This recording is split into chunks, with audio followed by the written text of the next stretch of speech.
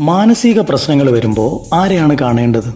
സൈക്യാട്രിസ്റ്റിനെയാണോ അതോ സൈക്കോളജിസ്റ്റിനെയാണോ? ചിലർക്കെങ്കിലുമുള്ള സംശയമാണിത്. ഉത്തരത്തിലേക്ക് വരുന്നതിന് മുമ്പ് സൈക്കോളജിസ്റ്റും സൈക്യാട്രിസ്റ്റും തമ്മിലുള്ള വ്യത്യാസം മനസ്സിലാക്കാം. സൈക്യാട്രിസ്റ്റ് എന്ന് പറഞ്ഞാൽ MBBS കഴിഞ്ഞ് ഈ വിഷയത്തിൽ PG ഒക്കെ നേടിയ ഡോക്ടേഴ്സാണ്.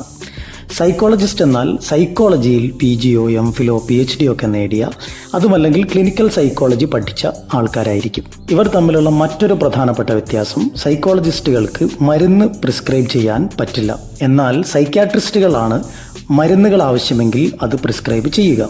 അപ്പോൾ സൈക്കോളജിസ്റ്റുകൾ കൗൺസിലിങ്ങിലൂടെയും ബിഹേവിയർ തെറാപ്പിയിലൂടെയും പ്രശ്നപരിഹാരം കാണാൻ ശ്രമിക്കുന്നു. മാനസിക പ്രശ്നങ്ങളിൽപ്പെട്ട് ബുദ്ധിമുട്ടുമ്പോൾ ആരെ കാണണമെന്ന് ചിന്തിച്ച് നിൽക്കുകയല്ല വേണ്ടത്. പകരം രണ്ടിലൊരാളെ എത്രയും പെട്ടെന്ന് കാണുക എന്നുള്ളതാണ്. Stress, anxiety, depression, relationship issues ഒക്കെ ആണെങ്കിൽ സൈക്കോളജിസ്റ്റിനെ കാണാം. ഇനി അതല്ല, സിറ്റുവേഷൻ അത്രയ്ക്ക് മോശമാണെങ്കിൽ, കൈവിട്ടു പോകുമെന്ന് തോന്നുന്നെങ്കിൽ, മരുന്ന് ആവശ്യമായി വരുന്ന അവസ്ഥകളാണെങ്കിൽ സൈക്യാട്രിസ്റ്റിനെ കാണാവുന്നതാണ്.